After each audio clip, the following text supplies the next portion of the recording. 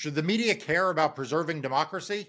Dan Pfeiffer of Crooked Media is here to discuss that, polling, Donald Trump, and so much more. This is Defending Democracy. I'm Marc Elias. Let's get started. Dan Pfeiffer, welcome to Defending Democracy. It's great to be here. Good to see you, man. So, Dan, people probably will be surprised, not at how old I am, but you and I won't give away your age, but you and I first met in 2002, I think it was, in South Dakota on a Senate campaign. And you were at that point, kind of working for senators in South Dakota. People don't realize that we had two Democratic senators at the time in South Dakota. We did. Yeah. You also, I think, worked for Evan Bayh. I worked for Evan Bayh after that. Yep. Yeah. And I wonder if you have a perspective. We don't really talk about winning states like South Dakota and Indiana anymore. And I just wonder, like, as you look back, how do you make sense of kind of how politics has changed in that 20-year period? Well, it's a couple of things. I mean, the main thing is polarization, right? For a long time in those states, because we had two Democratic senators in South Dakota, two Democratic senators in North Dakota. We had Democratic senators in Montana, right? All across the South, Arkansas. There were a lot of split ticket voters, people who would vote for a Democrat. There were a lot of people in 1996 when Tim Johnson, who I worked for back then, was elected to the Senate, who voted for Bob Dole for president and Tim Johnson for Senate. And that the number of voters who do that now has just shrunk to basically a handful, which is why we have so few states that go Republican in the presidential and have Democratic senators and vice versa. It's largely polarization. And we've been on that trend for a while, but it's driven also by changes in media and, the presence of Fox News as a dominant force in rural states. But it's not necessarily something Democrats did wrong or Republicans did right. It's been part of a broader trend across politics. Yeah. So, I mean, you anticipated my next question. So it sounds like you're not saying this is the fault of or the credit of a political party. Do you think voter attitudes have changed? Do you think that the salience of issue set has changed? Do you think the media has? We're going to talk a lot on this podcast about media, but do you think it's that they have created? What do you think? I know it's a very complicated question. Yeah. What do you think is behind that? I think it is that politics has become people's partisan. Let me put it this way. Partisan identity has become people's predominant identity. And so if you identify as a Republican, you're going to vote Republican up and down the ballot. It's going to take something pretty extreme for you to declare yourself Republican, but then vote for a Democrat. There are a handful of people who do that. Susan Collins in Maine, Joe Manchin for a long time in West Virginia, who were able to pull that off, but almost no one else can.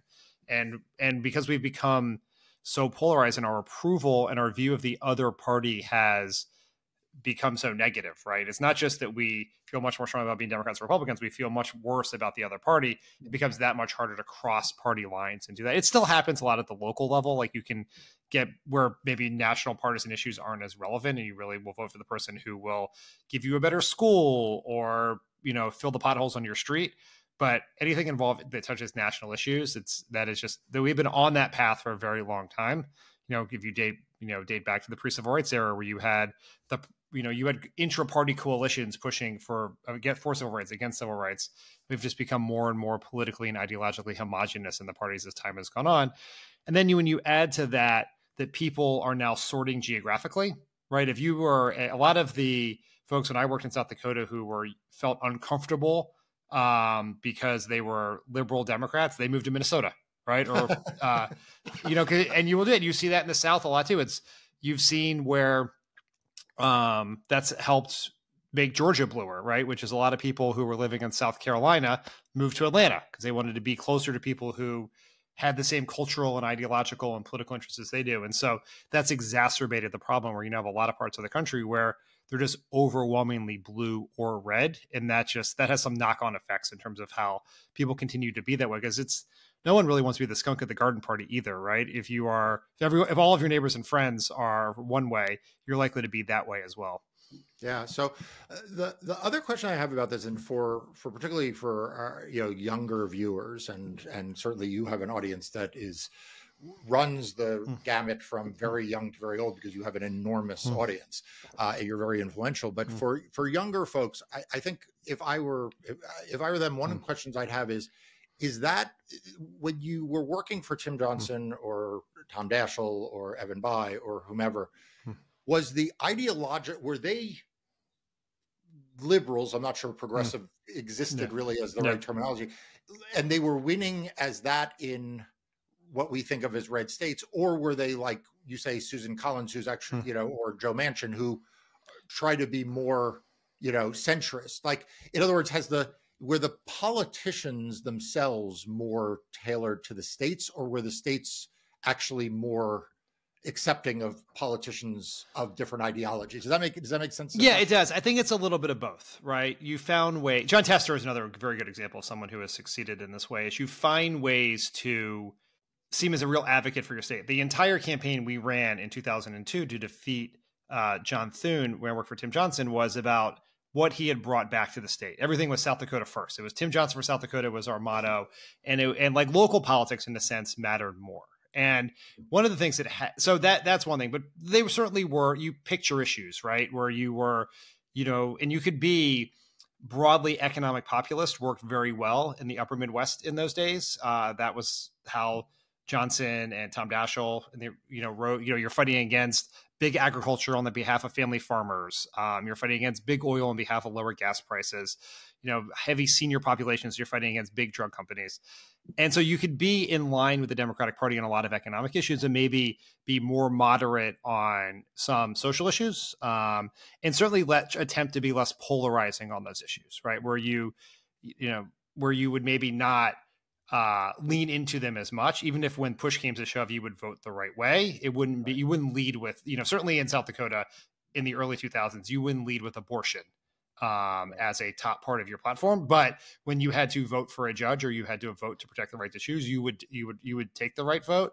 But there was a little more room for both in the states and nationally for sort of some heterodox positions in order to survive. And it mattered, I was much more progressive or liberal, whatever the term is, than Tim Johnson and Evan Bayh. And Tom Daschle was pretty liberal. He was more of an old school liberal. Yeah.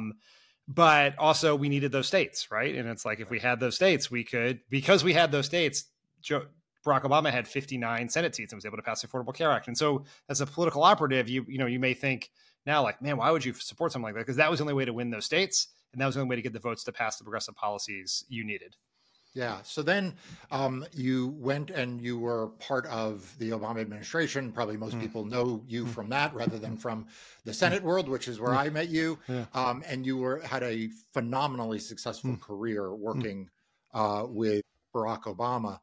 And so I don't want to skip that era, but I have like the big question, which is, so you were an incredibly successful in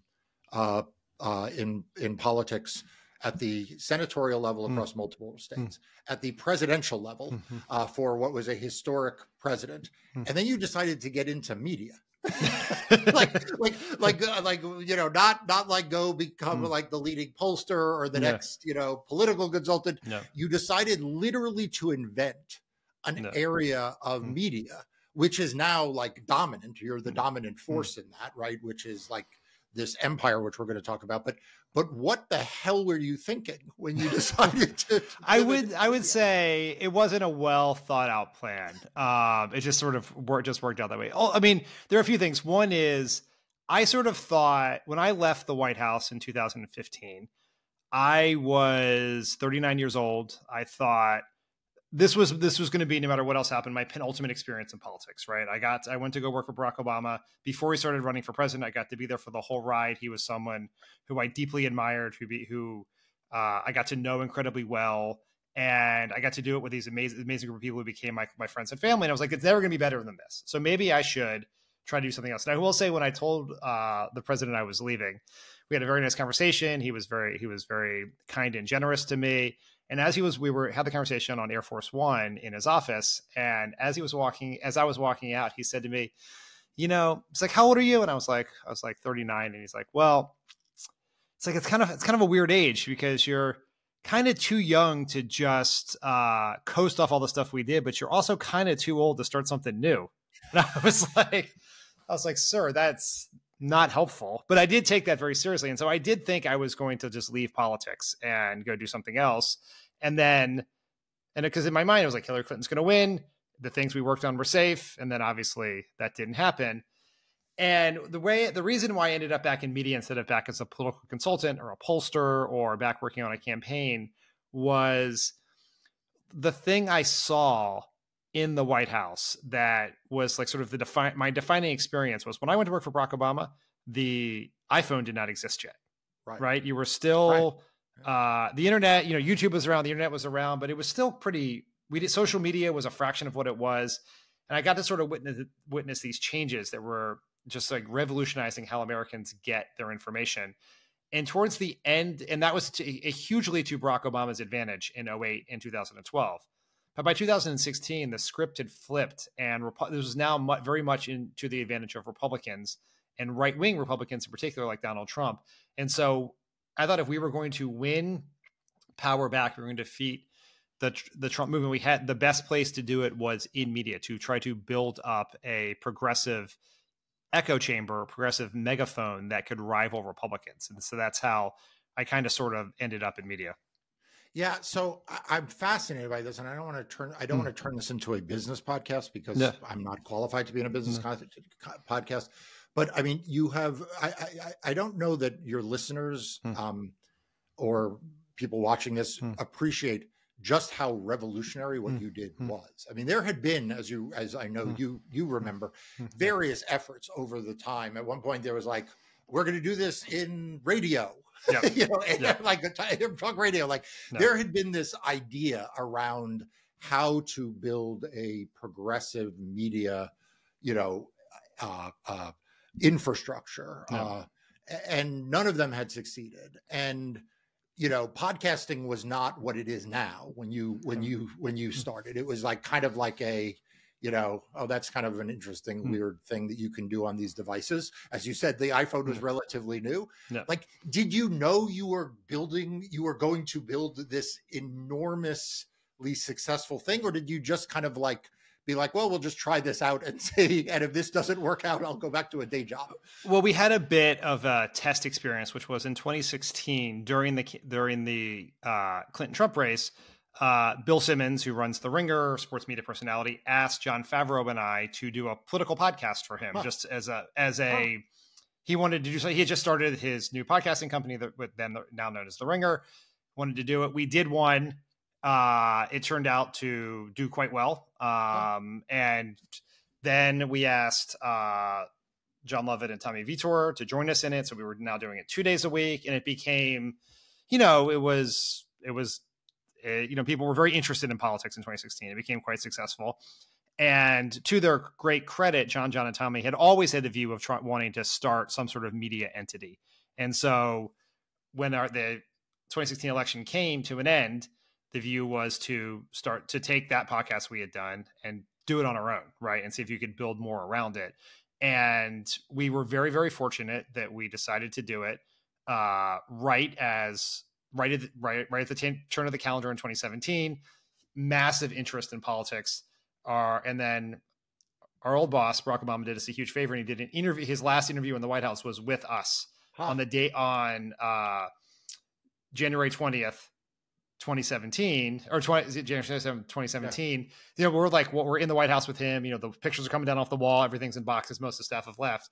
And he did that interview with us, and it was his last interview, to talk about Trump and to reflect on his experience. And that obviously is a lot of rocket fuel to help you reach escape velocity early on. And we were very fortunate to start this podcast, and for John Tommy to start Crooked Media at the larger enterprise at the exact moment in which there was massive interest in politics, and podcasts were beginning. Podcasts that started taking off in 2016 in particular, and we had got to sort of test drive it, and then we got to go with it, and we were very fortunate before when we did it. Yeah, and if anyone doesn't regularly listen to Dan and Crooked Media's other podcasts, because there are a number of them, you're really missing out. So I want to make sure you do, and we'll put a link in the show notes below. You're also, by the way, incredibly talented on Substack. I read your Substack religiously, and and it is incredibly insightful. So people should subscribe to that as well. I'm curious. So here is the conundrum that I am puzzling through. Why do you think it is that people would rather read what you write on Substack, once a week, twice a week, 3 times a week, 5 times, whatever it is, rather than the New York Times, which publishes every hour with like a multitude of voices, some of whom are very talented, but you actually have more interest in people reading individuals who are not part of this sort of, and I pick on the New York Times, Washington Post, whatever it is. How do you make sense of that? I think because we are living in times of historic cynicism and distrust of institutions. And so people identify with individuals, right? That they know they can trust. And people feel, well, it's not, whether it's myself or Ezra Klein or Perry Bacon or the individual people that they have come to know through their work, right? And people get to hear a lot of me. Like I am in their ears a couple hours a week while they do dishes. They know a lot about my personal life. Like I remember I got married in 2016 and I was walking down the street and we had our honeymoon in Hawaii and I was walking down the street in San Francisco and someone comes up to me and is like, "How was Hawaii?" And the whole time I was like, how do I do I know, where do I know this person from? Is this like someone from college, someone from, and it took me a minute to realize it was just someone who listened to the podcast who knew I was in Hawaii. So you develop this sort of parasocial relationship with individuals. And it's why podcasts succeed. It's why Substack works for a lot of people is that they have developed a relationship of trust, right? That may not exist with larger institutions that go brand first, like the New York Times, right? It's about the New York Times, not necessarily about the person who writes. That's not necessarily true with the opinion columnists, but like so much of media now is personality driven, individual driven. And so that's sort of, I think, explains why efforts like Pod Save America or various Substacks, have had some success. Right. So one of the reasons why I really wanted to have you on is because I periodically get myself in trouble because I believe that one of the roles of media is to be pro-democracy. Yeah. I have said this about the bar of lawyers, that I think that one of the lessons from 2020 and the aftermath was that the bar has been insufficient in insisting that as a bare minimum, you are not just an officer of the court, you are actually also you are committed to democracy within the range of representing candidates and causes. I'm not saying everyone has to fall in lockstep and what that means, but that you have to fundamentally have a commitment to free and fair elections and to democracy. And I was surprised that a lot of people in the media, when I started saying that about why is it that CNN had, and they no longer do, but, and I'm not criticizing Brian Seltzer, but there was a period of time where you had more hours of cable news dedicated to the media covering the media than you did to democracy. And there are media outlets, including some of the large institutions, that actually, other than the First Amendment, which they have an absolutist view on, they otherwise view the preservation of democratic institutions as kind of optional. And I am, I wanted to have you on because you have also commented on this, what I will call, I'm not going to put words in your mouth, a failure of the mainstream media. Not all of them, there are exceptions, but many of our institutions to view preservation of democracy and promotion of democracy as part of their core obligations. Yeah, I mean, this is a defining characteristic of the Trump era with media. And I think there are a lot of reasons for this. And some of it is just ingrained habit and culture within newsrooms, right? Which is their primary goal is balance, right? And so they're in that's how they view themselves. They do not want to seem like they're putting their thumb on the scale one way or the other. They don't want to seem biased against Republicans. They don't want to seem biased against Democrats. And they get very upset when people say that there's liberal bias, because we know that most of the individuals who work there may be personally liberal, even if that's not what the work product comes out of the work product. And so they have still, after almost a decade, this is year 9 of Donald Trump in our lives, which is very alarming. and they have not figured out how to cover someone who is so outrageous and dangerous and extraordinary, unprecedented in a way that they're unwilling to sacrifice balance for accuracy, I guess is the way I'd say it. And so they're just totally flummoxed by this position. And, the Joe Kahn, who's the editor of the New York Times, did an interview with Ben Smith a few months ago where he just basically threw up his hands and said that it's not their job to preserve democracy. Right. And then, that is their right. That is their choice. It's their business, how they want to do it. I personally, if my entire profession, safety, and freedom depended on adhering to democracy, it's one of the main principles of democracy, I might take a more active role in trying to protect that. But that is just, that is who they are. And they're just sort of institutionally, right? They're individuals who do a good job, even within networks, right? Where there would be people, like at CNN, Jake Tapper does a very good job of speaking out, and advocating for democracy and calling out in very explicit ways anti-democratic efforts or threats to democracy when others may not take the same approach, but as a whole, in the media as a whole, they've just proven incapable and unwilling to take a firm stand here. See, I think it's the thing that I find extraordinary is not that they're incapable, it is that they're unwilling. And I think those are two different things, right? The fact is there are not constraints, because you mentioned the Kahn interview. Sulzberger also gave an interview, I think, a few months earlier, or wrote a long piece in which he more or less, less directly, but more or less laid out a simple narrative. There's nothing that prevents them from doing it. They simply don't want to do it, and I think that is a point that is different. And I, for my own 2 cents, think that part of the reason why you have been successful, why you have a distrust of the media, is in part because of their failure in this instance. Yeah, it is wild now, if you think back to our long career in politics, that forever Republicans have, it's been great play for the base to attack the media if you're Republicans. And that was never true for Democrats until after 2016.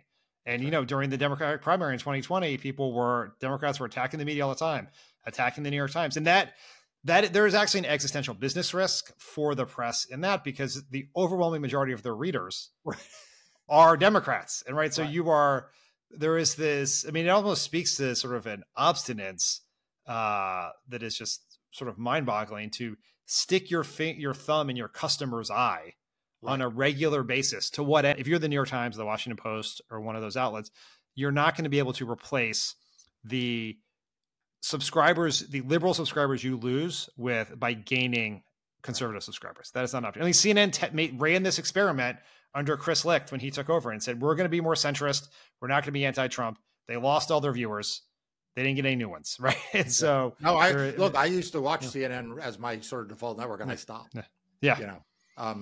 Okay. So speaking of industries in existential crisis, Dan, you have done this as a successful political operative. You are now immersed in this every day. What am I to believe about polls? Like, I'm not looking for you to tell me where Joe Biden stands. We can talk about that separately. I just mean, as someone who watched the polls in 2016, they didn't turn out, by the way, to be entirely correct. Yeah. I'm not sure they were entirely correct in 2020, although we maybe were happier. Yeah, they were actually worse in 2020 than they were in 2022. We were definitely happier that the polls were not correct. But what do you make of polling? Yeah. Polling. Polling is an industry in crisis. Absolutely. It is becoming nearly impossible to get, incredibly expensive and massively time consuming to get a sufficient sample size to get enough people to answer the phone or participate in a panel or whatever format you were using this day and age. I think it is still fair to understand the following things about polling. One, they're a snapshot in time. We have to stop seeing a poll in June is supposed to tell us anything about November. It's not. It's supposed to tell us what's happening right now. Two, you can pay more attention to certain polls who have a better track record The 538 still does their pollster rankings where they track accuracy over time. They have grades on methodology and transparency. And so polls that get A's, like the New York Times Siena poll, are worth paying more attention to than some of the schlocky polls from people we've never heard of who get C's or D's. But in general, we should look at the average and the overall trajectory, right? Across all the polls, what does it tell you, right? And then, are the polls moving in one direction or the other, even if it's by a little bit, right? Are we seeing across all the polls a little bit of a gain from one candidate or the other? And then we have to remember there's something called margin of error. And so, and this is the most important thing, which is we obsess about whether Biden is up to or down to in these polls. And up to and down to mean the exact same thing, right? They mean it is a very close, it's a toss up race between the two. And so whether, the amount of like poll unskewing that goes on about, well, if you do this, then he's up to here, but he's down. What the polls tell me is that which you didn't need a single poll to tell you based on the last two elections, which is this race is going to get down to likely less than 100,000 votes spread out over 3 or 4 states. In those states will almost certainly include at least Pennsylvania, Michigan, Wisconsin, and maybe 1 or 2 others. And that's how the race is going to be. And almost nothing the polls tell you is going to really impact that. I generally try to take the polls at somewhat directional face value. Like, I do not believe there's any evidence that we have seen that there is a hidden Biden vote out there that's not showing up. Got it. If there was a hidden, just if we're being brutally honest with ourselves as Democrats, the time that there were hidden votes, they were hidden Trump votes in 16 and 20. And do you worry that that's true in 20? Do you think that's true in 2024? It's possible. It's possible. Given if you look at when they test, when they rate people on levels of political engagement and voting history, Trump obviously does much better with right now, which is almost bizarre for us as Democrats, does much better with first-time voters, people who only vote in presidentials. Those people are theoretically the hardest ones to reach. So is it possible that there are a bunch of them that the pollsters are not reaching? Maybe. But that's sort of, it's sort of just like, we got to go with the info we have. And I don't think any of it affects, for people listening to this, the polls are only about managing our emotions, right? It's just like, how are we going to feel today, tomorrow? How are we going to feel going into election day? It's like, because the polls had Biden up by so much in 2020, we were upset by him winning. If the polls had him behind by a point, we would have felt amazing when they finally called the race, on Thursday morning, whatever that was. 16 was because we thought there was not a chance Hillary Clinton could lose.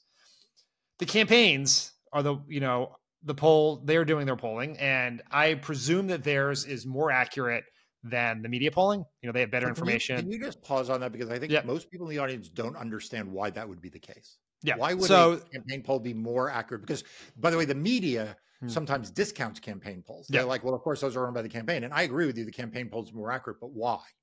Because the campaign polls, for one reason, one, they use the voter file, right? They have access to the names and phone numbers of registered voters in states, and they can call those people. They also have been polling more often and more regularly, so they can track trends over time. They spend more money than the media outlets. These campaigns raise more money than the Washington Post is going to make this year, right? So they are going to, they have the ability to have much bigger sample sizes to isolate. One of the things that you always do in a campaign is you oversample group voters you care about. You call more of them, and so in the Obama campaigns, we always call these the up for grabs voters, right? People who met a certain criteria who we thought were persuadable. And you would include more of those people in your poll, and you'd pay to do that. No media outlet could or would do that. And you just have better, more practiced pollsters, and they have an interest. And what's the other thing that is important about the campaign polling is they are not necessarily doing the poll to see who's winning or losing. They are trying to figure out how to win. Right? They want to know what voters actually think, what they care about, how they're viewing the election, how they're viewing the candidates, what issues care about them. And it's, whether the poll shows them up by a point or two, they have to make some resource decisions. If the polling says we're down 12 in the state with a month to go, now you're going to stop spending money on TV ads. But in general, it's about devising strategy. And the other thing I'd say is the campaigns also have separate data operations. They're pulling in other pieces. I used to say this is that you sort of have 3 legs of the stool in a campaign. You have the traditional polls where your pollster is calling people and doing online panels with them, like the ones we're talking about here, is one piece. you have a data operation, which is pulling in data from all sorts of different sources, doing, in some cases, hundreds of thousands of random auto calls to people to get information on a nightly basis. And then you also have tens or hundreds of thousands of volunteers going to door making phone calls every night. And so that way you sort of know in that three-legged stool if anything is off, right? You know, I remember when Barack Obama really crapped out in that debate against Mitt Romney, the media polls showed, you know, Romney gaming rapidly. But our data operation did not see that. And we did not hear that at the doors. We heard nothing at the doors or on the phones about the debate, which told us that there was sort of that you were seeing the reason the polls were changing was not because Romney was gaining, but just more Republicans were answering the phone, because for the first time in like 9 months, they were excited about Mitt Romney. And so campaigns just have more ways to know whether their data is right. Yeah. And for people who don't know, Dan's being a little modest. The Obama campaign actually pioneered that second leg of the stool, which is now like a very big leg. In fact, there are campaigns that actually rely more on that than they even do on the first, the traditional polling. And it was really the Obama campaigns, the two of them, that revolutionized that. That is, I just want people to be clear about that. You mentioned these small blips. So I've got you. You are the guru that gives people comfort every week or gives them terror every week. So the Trump convictions. Yeah. Like I saw the New York Times Siena went back and they interviewed and like there's a point difference that made me feel better. I felt good for that point. Yeah. You know, I felt like, okay, you know, like they went back, I guess, and re-interviewed the people they had interviewed in the last poll. Like, so I'm hanging on every little nit and jot here to see if this conviction in New York has helped. What's your intuition? What's your advice to us? Yeah. What do you think about that conviction? Yeah, I think that conviction has the potential to have an impact, right? In that New York Times poll where they did go back and interview people they had previously polled, in battleground states, 7% of them said that they had changed their minds about Trump. Now, what's notable about that is most of those people went into the undecided column, and across from Trump to undecided. And across the other, there have probably been about a half dozen polls that have been done since the conviction. In almost all of those polls, Biden hasn't really gained any points. It's just Trump has lost them. I know. I'm watching. But Trump is losing, right, on average of 3.5 points in those. And what that says is the conviction is enough to make people reconsider their support for Donald Trump. A swath of voters, right? Not as many as like you would really hope, for the sake of our country, but enough voters, because 7% of battleground voters changing their mind would be a massive shift in the election. But there's more that Democrats have to do to win them over, right? And the way I think about it is, if someone goes from Trump to not voting, right? Because undecided means they could go back to Trump, they could not vote at all, they could vote for a third-party candidate, or they could vote for Biden. If they don't vote or vote for a third-party candidate, that is a net 1 vote gain for Biden. Mm-hmm. If they vote for Biden, that's a net 2 vote gain. So what we have to do is we have to move them from undecided to the Biden camp. So that means, to put some like kind of back the envelope math, our persuadable voter universe in the battleground states of that New York Times poll, correct, just went up by 7%. Okay. So if we can get half those voters to vote for Joe Biden, that's a massive impact on the election.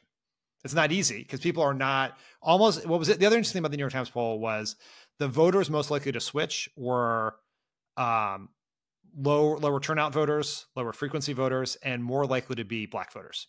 And so this comports a little bit with my most optimistic take on the election, which is that Donald Trump's lead is very fragile because it depends almost entirely on people who don't like Donald Trump, disagree with him on most issues, have a history of voting for Democrats, including Joe Biden in 2020. And so those are hard voters to hold on to over the next 5 months for him. And so every opportunity you have to go get them, and the conviction is an opportunity to do that. We have to go get them. And what do you think from both a media coverage standpoint, from a polling, like how they should do the polls, but also how the media should cover, what do you do with the third party candidates here? Like, for a while we were talking a whole lot about RFK. It feels like we talk less about it now. it doesn't feel like there's as much talk about Cornel West and Jill Stein, whereas, frankly, Jill Stein cost Hillary Clinton a lot of votes. Ralph Nader obviously cost Al Gore. Like, how do you think about at this stage where we don't know what this is going to be at the end, what to make of those third-party candidates? I think in general over history, the percentage of the vote that third-party candidates goes down as you get closer to election day. It's sort of, for a lot of voters, it's a way station to a choice, right? Where it's like, I don't really like either of these people. What am I going to do? And then you actually choose. And that's particularly true in this election. We have a unprecedentedly large group of quote unquote double haters, people who dislike both of them. I think for the pollsters and the media, the national polls are all kind of fake anyway, right? It's not how we pick our president. It doesn't really matter. It's interesting to track RFK in particular in there because he's getting a sizable percentage of the vote. And, it's upwards of double digits. He's been up at nearly 15% in a couple of polls recently. What's going to matter is the state polls. And that's a pretty easy answer to me, which is we'll know in the next couple of months whether they're, and you know this better than anyone else, whether they're on the ballot or not. If they're on the ballot, we include them. In some cases, we already know where Jill Stein's going to be on the ballot because she has ballot access as the Green Party candidate. And we know that RFK Jr. has at least submitted, his campaign has submitted supposedly sufficient signatures in most of the battleground states. So it's like once we transition to the fall, I think let's just measure where they were on the ballot. If you leave in the national polls or not, I'm sort of ambivalent on it because it's somewhat interesting because if we chose our president with popular vote, I would say don't include them necessarily, but we don't. So it's like, it's keeping tabs on just like whether that percentage is going up or down, I think is helpful to understand the election. You obviously spent the early part of your career in red states. You've worked and followed blue states and swing states. Is there anything about this map? The thing about when you worked for President Obama is we had surprises. We had some real surprises about some states that came on board. I think he won North Carolina and Indiana, actually, among North Carolina, Indiana, and Virginia, which was also shocking at the time in 2008. Yeah, last go around in 2020, I think there were a lot of people who were surprised to see that Arizona and Georgia came on board for Democrats. So, we hope that the surprises are in that direction. Are there any states other than, like you mentioned, the three that everyone focuses on, right? Pennsylvania, Michigan, and Wisconsin. Are there any states that you are either for good or ill, don't not pay attention to a state? I think North Carolina, the Biden folks are going to say they're going to compete in North Carolina. There's some demographic changes there that are favorable to Democrats. Having a Holocaust denier at the top of the Republican ticket in the state, and Mark Robinson, it could be helpful to Joe Biden. And so I think I would look at North Carolina. On the Republican side,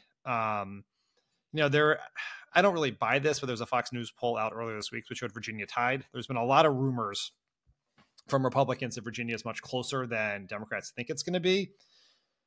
I find that somewhat hard to believe, but it is a state that has become, is rapidly getting more diverse, and particularly with a growing Latino and Asian population over the last few years. Those are groups that in the polls at least have suggested that Biden has lost ground with, and so it's possible.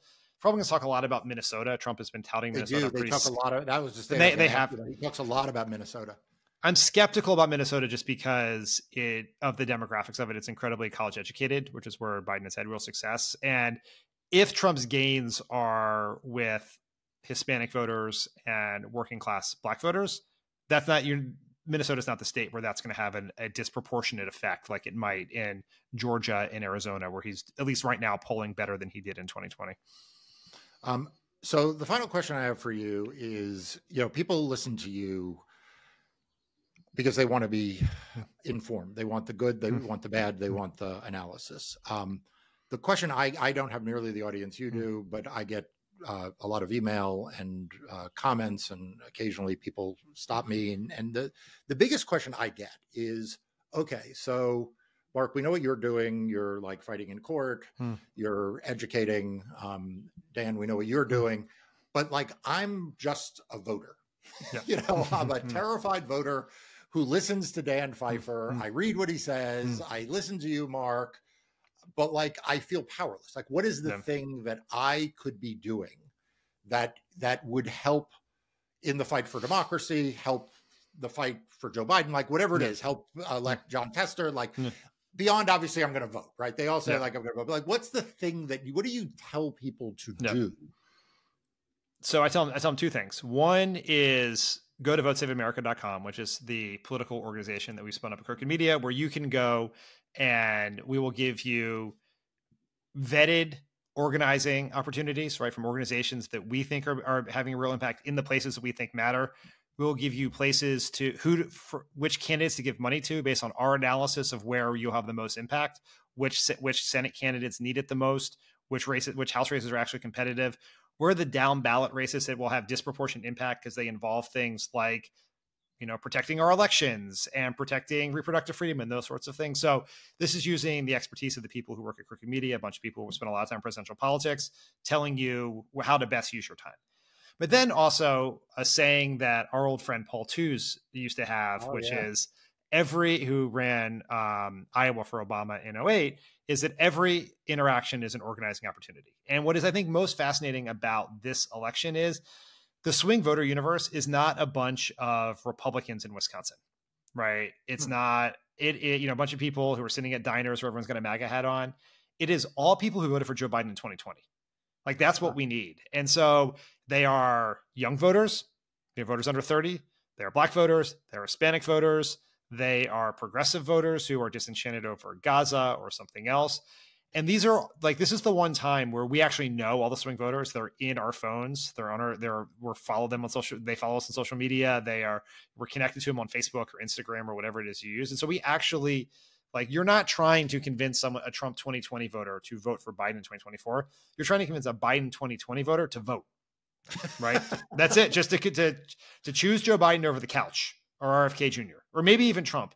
But that to me feel like we know those people, right? Like, they're in our lives. And for every voter that you convince, that person knows 5, 6, 7, 8, 9 other people like that. And you can go talk to them, right? And that is where politics is now, as the media has changed, as social media has changed, it is relational, right? It is what I really believe we're going to win this election one conversation at a time. Each of us has the power to have that conversation with people. And the thing is, if it really is going to come down to 20, 30,000 votes in a few states, our ability to impact that election is probably larger than it's ever been in a presidential race. So I actually find that somewhat, it's frightening, but it can also be inspiring. Yeah, no, that's really inspiring. And you and all of the work you do is inspiring to me and to millions and millions of Americans and probably people outside this country as well. So thank you, Dan Pfeiffer, for joining Defending Democracy today. And thank you for everything you have done in the past and everything you are doing every day on the front lines in the fight. Thank you, Mark. It's great to see you. Great to see you. Thanks for listening to Defending Democracy. To stay up to date on the latest voting rights and election news, please subscribe to Democracy Docket's daily and weekly newsletters. We'll see you next time.